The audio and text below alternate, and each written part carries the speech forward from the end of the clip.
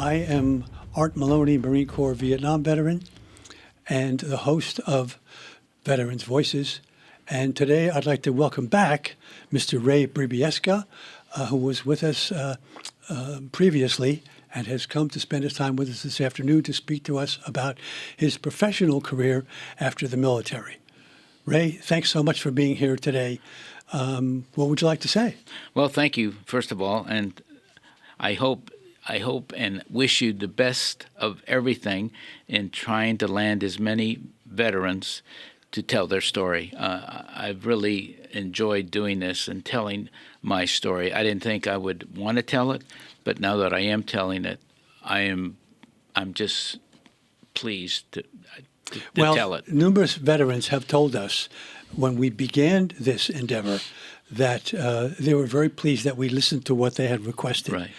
And so we've had 5 or 6 interviews already. I think you're number 7, and I have 1 or 2 scheduled for the next few months. Mm-hmm. So we're looking forward to seeing them. But today we're going to pick up where we left off with you, okay. And that is at the end of your Vietnam tour with the Marine Corps. Let's just recap. So you survived over a year of combat in Vietnam as a combat photographer. In your last offensive in Vietnam, you were seriously injured and medevaced to Marine El Toro Air Base in California, where you rehabbed and were discharged in May of 1969. Correct. Ray, can you please explain now where you landed your first job as a photographer cameraman after you left the Marines? Literally, Art, a month later, I was hired by CBS KWTV station. They were a small TV station in Oklahoma City. They were looking for cameramen. I used the same camera in Vietnam that I did at KWTV. There was a bit of a catch because they were in the process of doing videotape cameras, and I was like one of the first to get my hands on one of those cameras.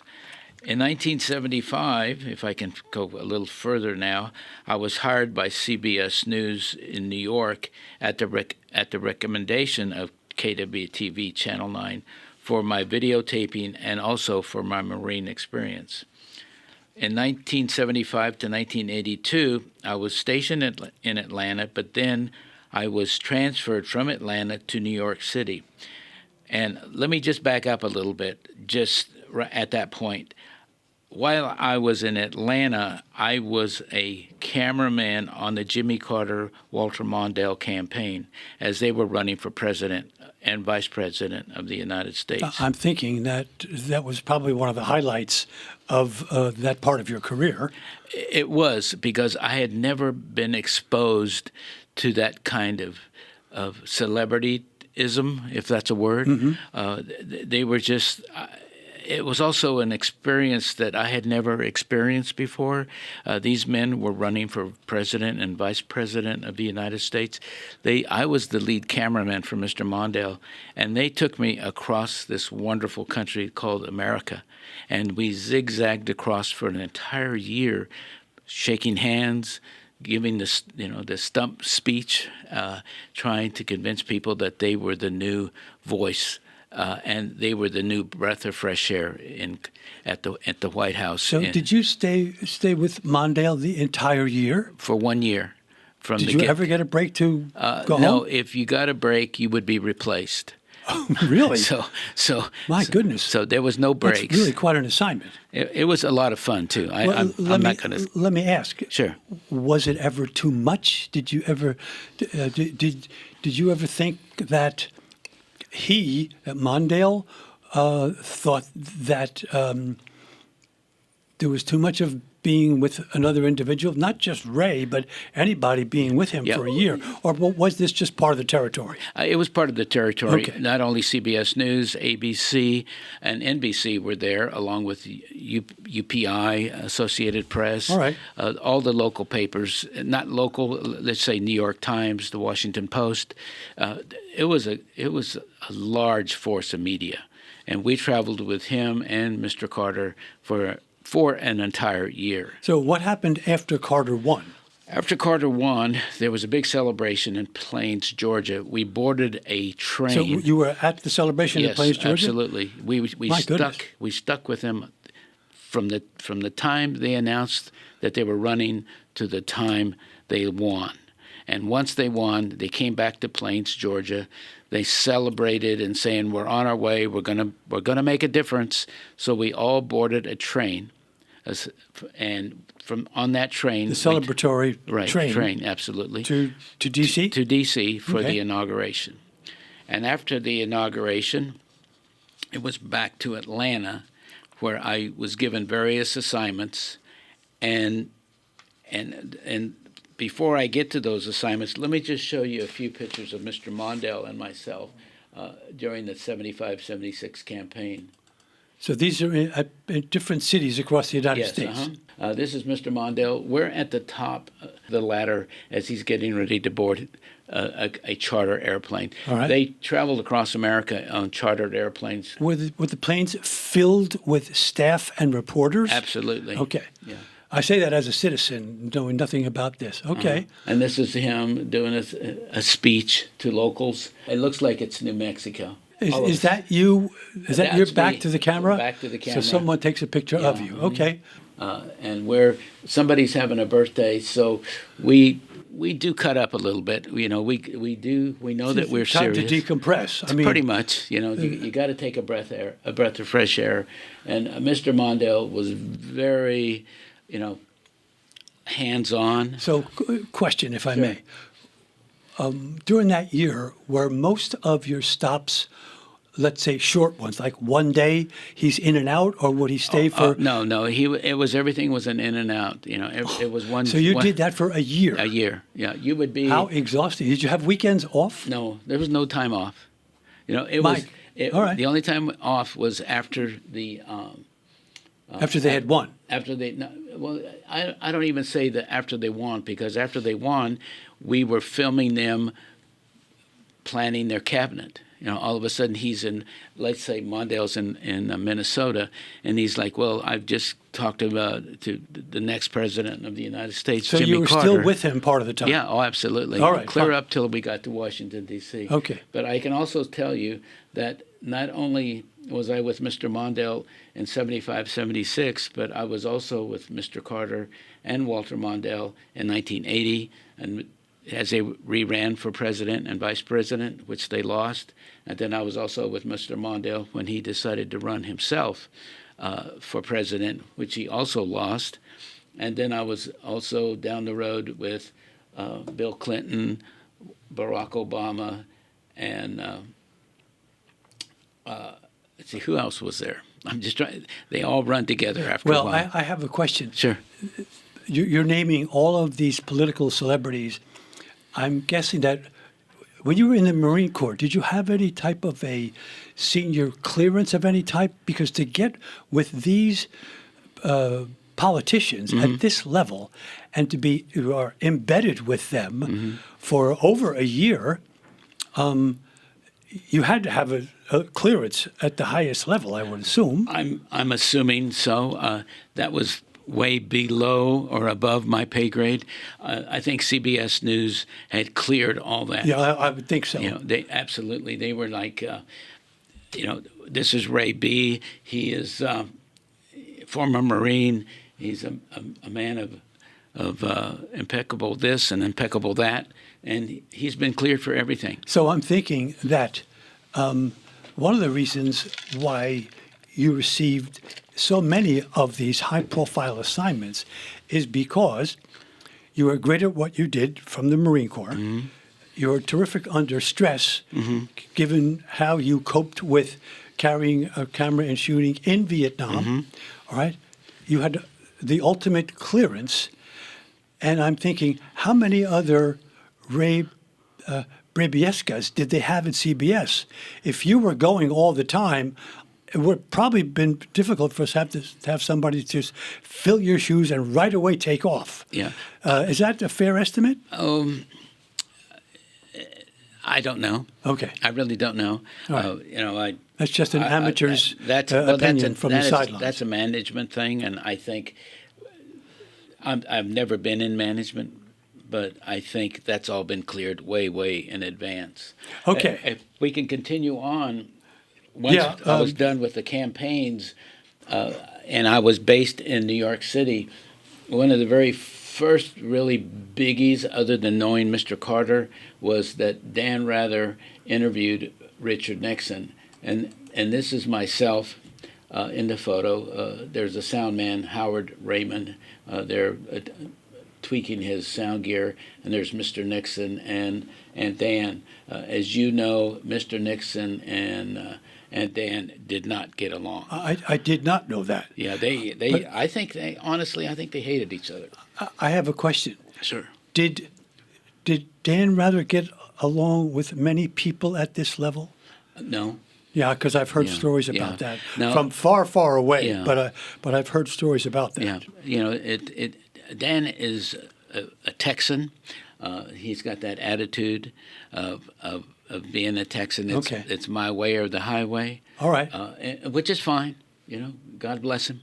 And then, of course, I had a chance after Dan left, look over Mr. Nixon's shoulder, and he signed a book, Memories of Richard Nixon, and I think I still have that book at home. Oh, that's one of his memoirs. All right, I remember that. So you have another one of the celebrities.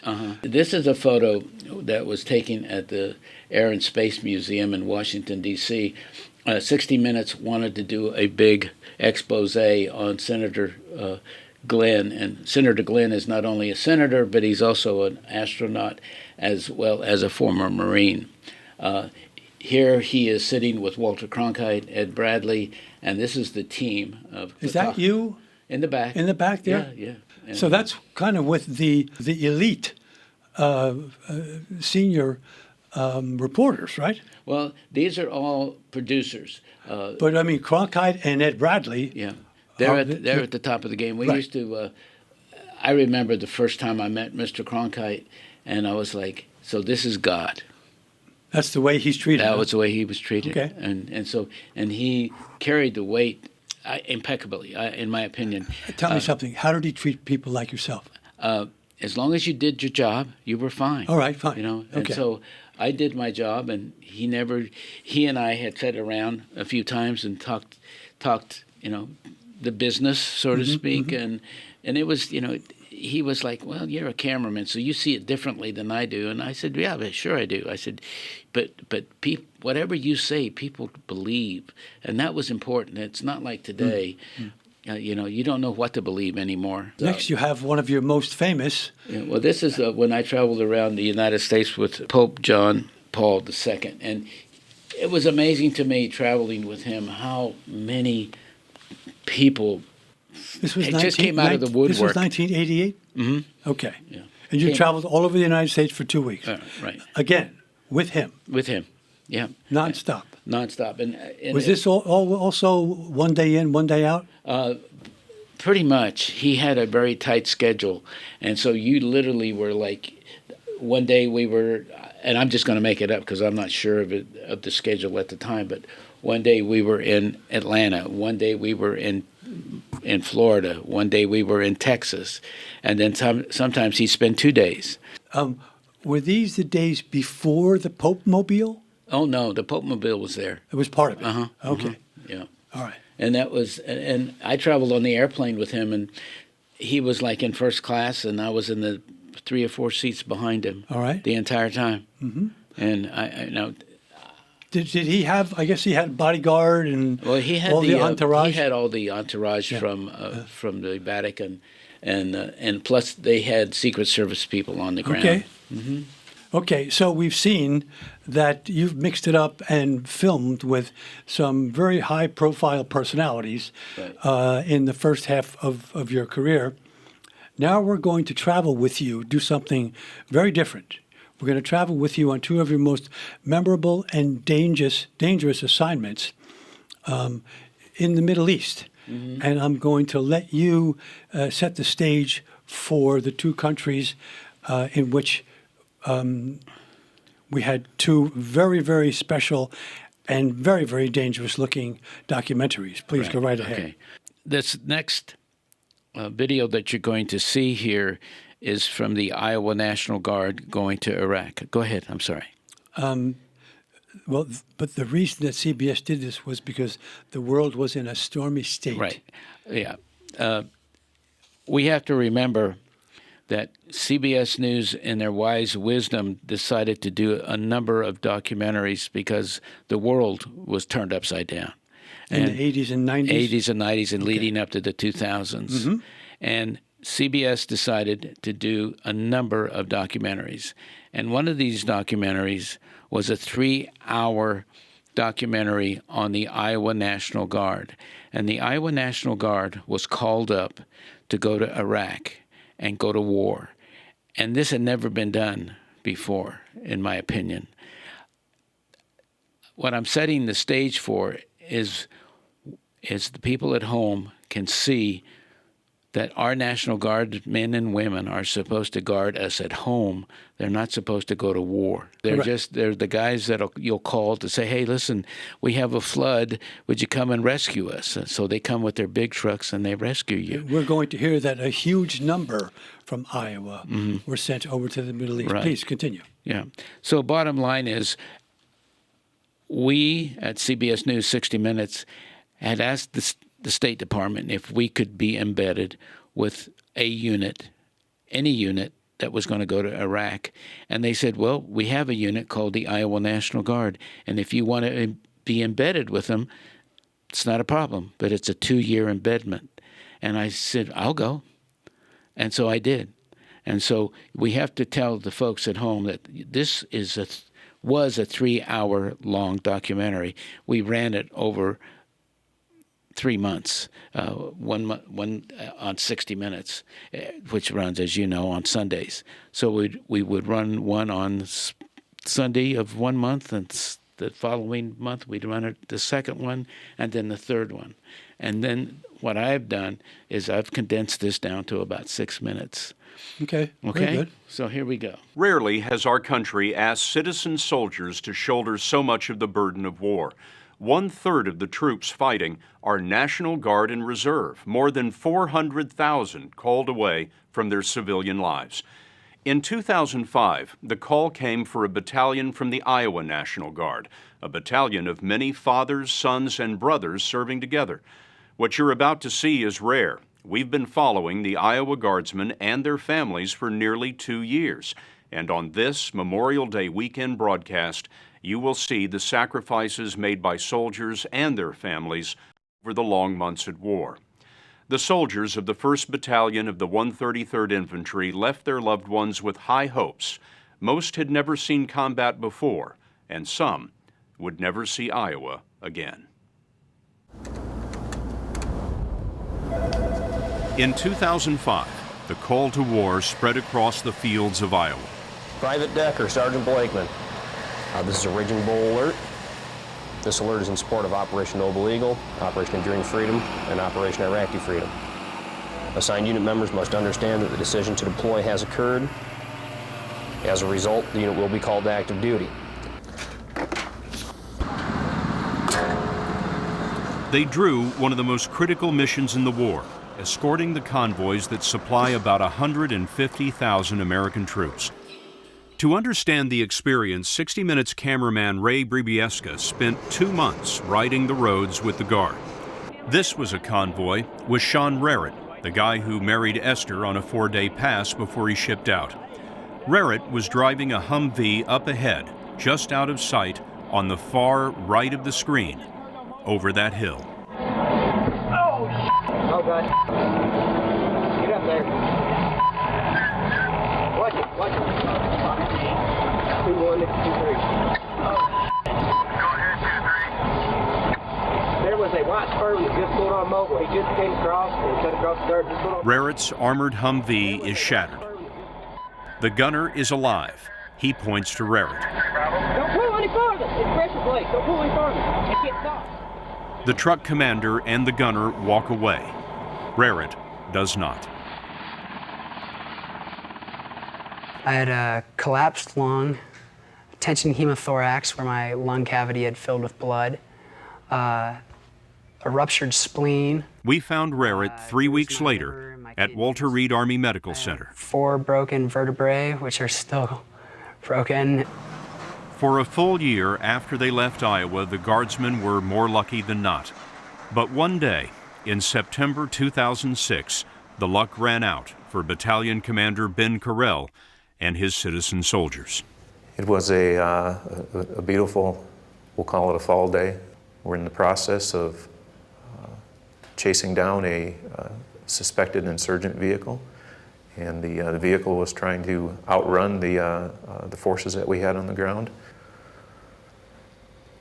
I knew coming into this we'd have some long days. I'll tell you that when the reality sets in that two people that you care about, you lost them, it's a heavy load, and my knees got weak. Nearly a year to the day after they left home, the battalion suffered its first losses in Anbar province. 2 soldiers, one of the youngest and one of the oldest, were killed in a firefight while trying to stop roadside bombers. Nicely's wife, Jerry, was at her sister's when the officers came to her door. And I said, oh no, this is for me. And you know, the rushing in your ears starts, and you go to the door, and then in my mind, I'm just saying over and over and over, just tell me he's injured. I don't care if he doesn't come home with any legs. I don't care. Just let him come home. This was going to be our 25th wedding anniversary when he came home, and he was finally going to get out. I have not experienced any anger over this situation.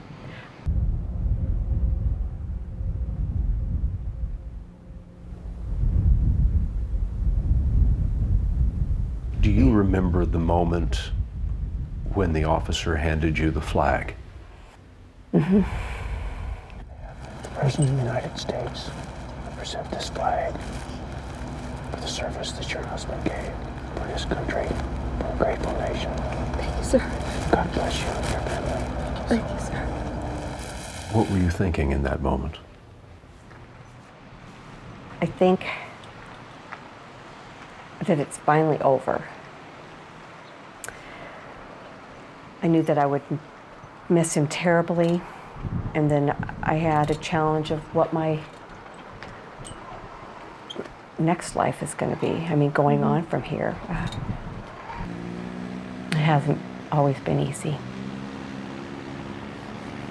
Some days are better than others. And that's okay. Just indescribably powerful. It was amazing. That last scene. Mm-hmm. He was a postman in that community. Yeah. You know, that just goes to show he was not only. This man was a Marine, number one. Number two, the Marine Corps didn't want him back because he was too old, and so he decided to join the Army instead. So instead of giving him a rank of captain, which he was in the Marine Corps, they gave him a rank of staff sergeant. He wanted it that and he badly. wanted to go in and serve his country again. And no one can fathom the depths of that grieving for that poor wife. What else I found about this that was just remarkable, first of all, was that roadside explosion. Because if you saw when the Humvee that was following it pulled up next to it, the Humvee that was exploded was half of its regular size. So how could anybody walk away from it? And let alone that young kid gets his body broken. And when you interviewed him 3 weeks later, he looked fairly healthy. Yeah, he was at Walter Reed. We went from Iraq straight to Walter Reed. His journey was a lot like my journey in Vietnam. I went from being medevaced out, going to the hospital ship, to Da Nang, and then to California. His journey was Iraq, Frankfurt hospital in Germany, and then from Germany they flew him to Walter Reed, and that took 3 weeks. Yeah. And literally, when we saw him, I was just excited that he was well, and I knew that his injuries would heal because he was a very young man. He was still in his 20s. The third part, which really struck me, was how the battalion commander, the colonel, had to really struggle to describe what it felt like to lose two of his men. Right. I mean, You could that's the worst thing that a commander can live with. absolutely. And we're going to see in the next video that something similar happens in Afghanistan. But let's continue with Iraq, if Okay. I may. About first of all, Ray, you look at how tight these people are, particularly at the funeral service, and you were with them on and off, these families, for 2 years. Did you ever feel as if you were intruding in their personal life, that you were around too much in their personal or family lives? I think I was. Excuse me. And how did they I'm sorry. treat you when you were around, particularly towards the end? Yeah. I think I was a connection. They knew I was with 60 Minutes. They knew that I was a former Marine. And honestly, I used to be a farmer. And all these kids. In spite of the fact that your grandmother said you weren't that great. That's right. But, all right. But I knew how to drive a tractor. Okay. and a big truck. So that gave me a little cred, for better words. All right. And so bottom line is, I was almost one of them. I mean, I All was right. in this Well, next you're from state Kansas? over. Yeah. All right. Next state over. All you right. know. So I had, and I'm still in touch with a lot of those families. Still to this day. I can appreciate that. Yeah. Secondly, it had been 38 years since you had been in combat in Vietnam. How did it feel for you to get on that first convoy, strapped into a Humvee with guys left and right carrying M16s or 50 calibers on the top of the Humvees? I had no feelings. I knew that I was fine, and plus, to be honest, I was glad I was in a Humvee and not walking in the jungles of Vietnam. All right, good comparison. And also, was there much enemy contact when you were on the road with the convoys? And was the IA security detail, or was it boring? It was very boring, but you know, we had a mission. I mean, the Iowa National Guard folks had a mission, and my job was to photograph that mission, no matter if they hit a roadside bomb or if they got shot at. That was just my mission. That, as you know, that's the life of men in combat. It's 20% run and gun, incredibly intense, and then 80% hanging around. Yeah. Going out to look for something to happen. Right. Or just waiting until it's your turn to go back out on a big operation. Right. Okay. So the Marine Corps taught you to focus on the moment. And didn't you tell me once that sometimes the camera becomes a shield from what's going on, particularly if there's some highly emotional stuff going on? If you're a good cameraman or a camera woman, you can literally film events, and that camera detaches you from the emotion. I know it's hard to explain and hard to understand, but if you have a camera right here and your subjects are 15, 20 feet away and you're steady enough to focus on that, you're not there. You know, nine times out of 10, a majority of the photographs that I've photographed, people didn't even know I was there.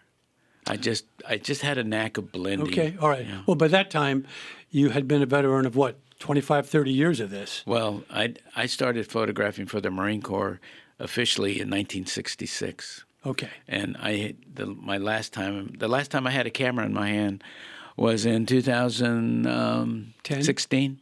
16? Yeah, because once I left CBS News 60 Minutes, I did a little freelancing. Okay. All right. Well, that just about closes your time in Iraq. Right. And now we're going to move quickly to the country of Afghanistan, to a very, very dangerous place. So I will let you begin to describe how dangerous the base was and then you have a video for us to see as well. Right. Okay. Well, I'll just explain to you first that these outposts, and the one that we went to is in the middle of nowhere. It's in a really rough terrain.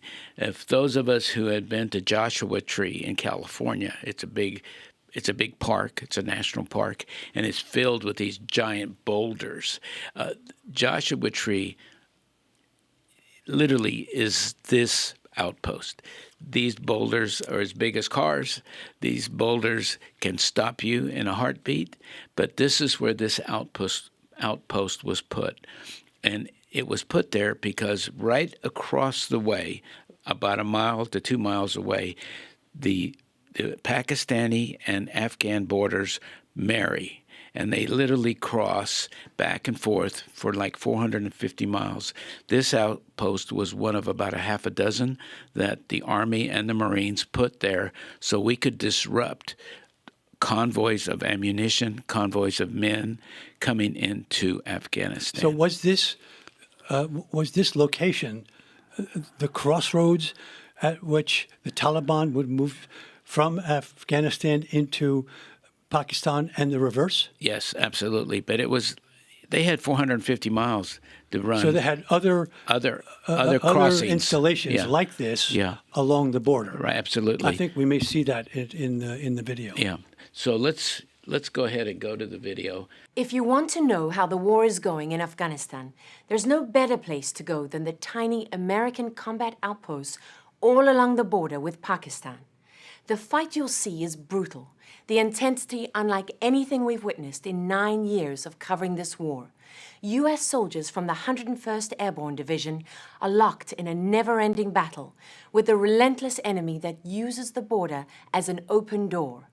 The soldiers say that as fast as they can kill them, they just keep coming, across the border from safe havens in Pakistan, trying to kill as many Americans as they can. 60 Minutes was given extraordinary access to the men of the 101st, who are on the front line of the border fight, operating from around 50 combat outposts and forward operating bases along a 450-mile stretch of the most dangerous frontier in the world. Our trip began at Combat Outpost Zurak, just 12 miles from the Pakistani border. This one came in yesterday. It's a 107 rocket. 3 minutes after Captain John Hintz started explaining how to stay alive on his base. Then things are going great. That's incoming. The first rocket hit. Camera crews, camera crews. Hey, let's go, right here, right here. It was the first hour of our first day at Combat Outpost Zurak. Here we go. Let's go.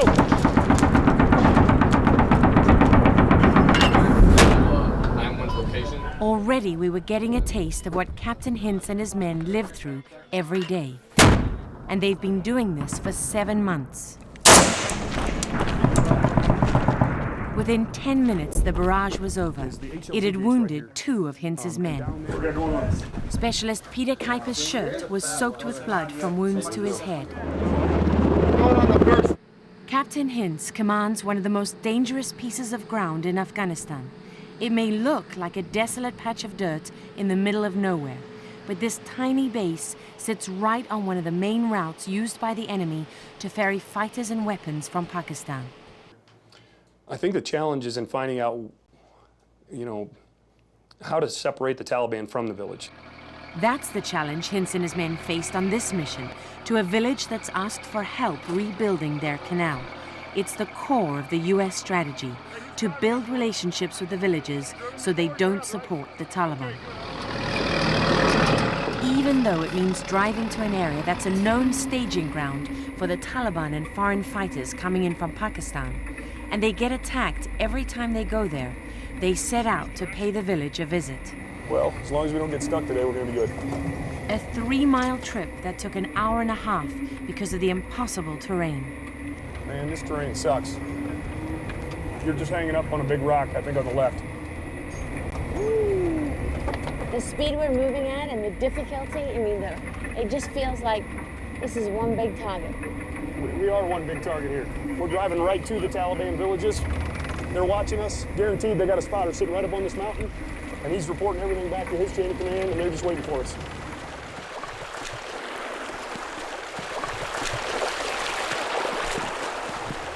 When they arrived at the village, the reception was cool. Yeah, there's 2 of them.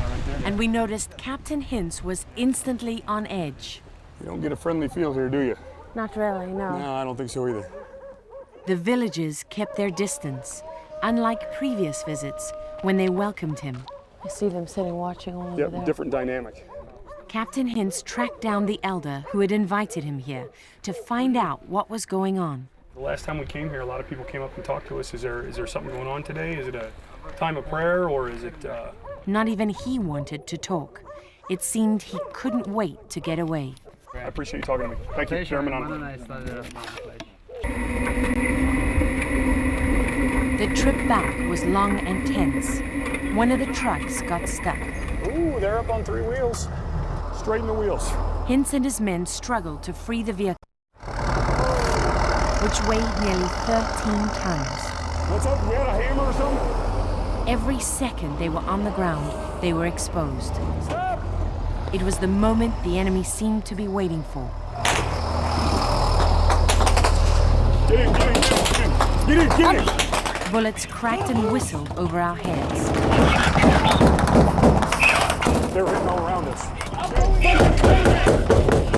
They had a lot of AK-47s. They fired RPGs at us. Hey! Once you start hearing the snaps of the rounds, that means they're right on you. Hey! Shoot! There you go! Shoot! There you go! Our cameraman, RayBribiesca, stayed close to the soldiers to capture the fight. Need a fire mission on Twins! Hintz ordered in mortars. Here you can see Captain Hintz on the hood of our truck, completely exposed to enemy fire. He's trying to secure the 200-pound tow bar so the convoy can get moving. Get in the truck! Get in the truck! The convoy still had to fight its way through the ambush. What's left? What's left? Hey, push it! I need you to... After 30 minutes of constant fighting, it was over. As we left Captain Hintz and his men, their mission at Zerach was coming to an end, and new soldiers were pouring in to take over this fight. Is it your sense that you're winning here? I think we're winning. I think we're winning. You don't look convinced. I'm not 100% convinced. I mean, but you can't look at it like we're losing. I'm not going to come here and lose. So do I think we've gained ground? Yes. Is it enough ground? No. I would like to say that if given another 6 months here, I could bring in the next village, the next 2 villages, and bring them to my side. But you can't. I can't. I'll never give up on it. But at times I wonder if I walk out of here tomorrow, where's this place at? Where do you think? Well, it's lost. I have never seen a more complicated negative position than that one in my life.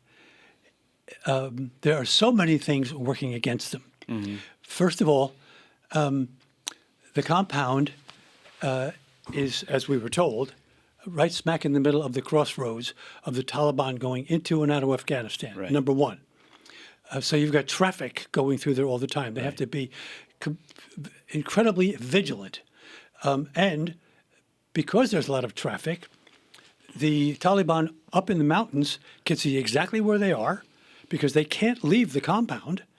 And so the Taliban will rocket or mortar them as they've got people crossing because we've always got to be on the defensive and keep our heads down. Right. So those are 2 complications. Secondly, they're out in the middle of nowhere in their own private compound. The villagers are 3 miles away. In Vietnam, when we had a similar program to live with the villagers, for the first 2 months, we had a perimeter just outside of the village. But we realized we had to be in the village, living with the people and walking around with them day in and day out to begin to befriend them. Mm-hmm. So we built bunkers, the Seabees built bunkers very close to the center of the village, and then we put our command bunker right in the middle. So every day we were out walking around the village with the local people, listening to them, talking to them, trying to separate them from the Viet Cong. It was almost impossible. Here, it's 3 times as difficult because they're 3 miles away from the village. And it takes them forever to get there. And on the way, they're going to be attacked. So this one just had a 0 marked all over it in terms of my experience. But that base, Ray, your thoughts? Yeah, that base, along with all the others along the route, all experience the same thing, all of them. It doesn't matter if you win the hearts and minds of one village for a month. When you leave, that those villages go back to where they came from. All the time. All the time. Which is exactly what happened to us in Vietnam. Absolutely. When we moved into the village, the attacks on us decreased. And I'm not sure why. Maybe the Viet Cong were afraid of killing their own. Or maybe some of the villagers says, these guys aren't so bad temporarily. But the attacks did decrease somewhat in intensity and in frequency. Right. Here, the deck is stacked against these guys. I mean, I had been going back to this part of the world, let's just say in the 90s. CBS sent me there to do a story on the Russians who were in Afghanistan. I spent like 6 weeks in and out of Afghanistan trying to photograph the Russians. I did get some good photos, and we did a nice piece on the Russians. But I noticed the same thing, and they would even say the same thing. This is a senseless war. We're not going to win. They got all the advantages. They got the high ground. When we think we got the high ground, they got higher ground. Because of this, Ray, I've got, I think, an important question. Yeah. What was the morale like of the troops in the compound? Well, I would have followed Captain Hintz anywhere. He was a strong leader, but a majority. He looked like he was a strong leader. He was really. He got on top of the truck. Yeah, he was really when they were gung-ho. firing at him. He didn't tell somebody else to get out there. Right. He did. Right. I mean, in the 3 minutes we've seen him, he looked like he was a real strong leader. Yeah, absolutely. Yeah. But I don't know. I'll be honest to tell you, I don't know what the other men felt like. I think they wanted to get their tour over and get home. There was no end game. And that's me saying that. I mean, myself working for CBS and 60 Minutes, I knew that 2 or 3 months after I got to Afghanistan or Iraq that I'd get to come home.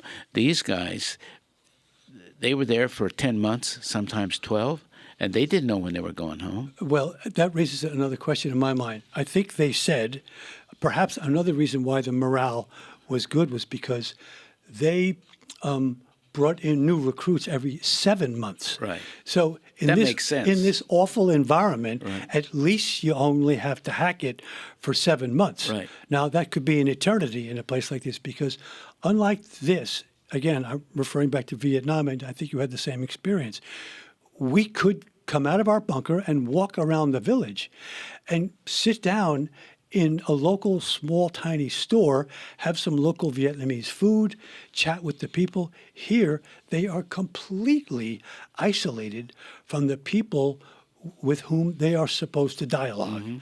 So this is incredibly complicated. No wonder we were there for at least 10 years. 10 years, absolutely. And that's the most complicated one I think we saw of all of the ones which you showed us while you were here. Yeah, there are hundreds of stories like that. I mean, just hundreds. We think that we can come in and police their backyard, but we can't. We don't have the time or the energy. Well, we're to do always that. the temporary occupier. We always go home. Right. And that's never going to win over the hearts and minds of the local people. Right. You're 100% right. Well, okay, that was exciting, a bit scary, but I think it gave everyone a bird's eye view of what combat is like in Afghanistan, and to a lesser degree, but still very importantly, was Iraq. So that brings us to a close, I think, of the 2 videos and the 2 visits you've had with us. Right. And I want to thank you enormously for volunteering your time with our new Veterans Voices. I hope that we'll see you again. And it's been a real pleasure having you with us. Do you have anything you'd like to say to us before we close? Well, first of all, I'd like to thank you and Veterans Voices. I hope they continue. I would also like to thank the United States Marine Corps for giving me a great, great job, and thanking also CBS News, people like Walter Cronkite, Dan Rather, Mike Wallace, Ed Bradley, Scott Pelley. The list can go on and on and on. And thirdly, I'd like to thank my grandparents and those two teachers who told me I needed to find a better job than being a farmer. I love being a farmer, but I wasn't very good at it. Well, it looked as if the Marine Corps opened up an entirely new world for you, and I don't think that would have happened with you as a farmer. No, it wouldn't have. I've gone back to Kansas, and the fields haven't changed. The people have gotten older, just like I have. Yeah. But bottom line is, without all those people that I've mentioned, I wouldn't be here today. And I'd like to thank my family, because they did without a husband. My wife did without a husband for years. My kids had no dad for years because I was out doing things like Iraq, Afghanistan. Earning for the family. Yeah, earning for the family. Yeah. But I would like to say that without having a terrific wife, being the glue that kept this family together, I wouldn't be here either. And I'd like to just say thank you to her, and that I love you. I think in conclusion, I would like to thank, and I know I share your thoughts as well, I'd like to thank the staff here at Brookdale, Absolutely. who have been our hosts and have been a marvelous team, and they've been very resilient and understanding and good listeners. And it's been a pleasure, and I'm looking forward to working with them, to having more veterans come in and speak to us in their own words, in their own voice, about their journey through life based on what they learned in the military. Thanks again, Ray, and thank you very much, Brookdale Community College. Absolutely. Thank you.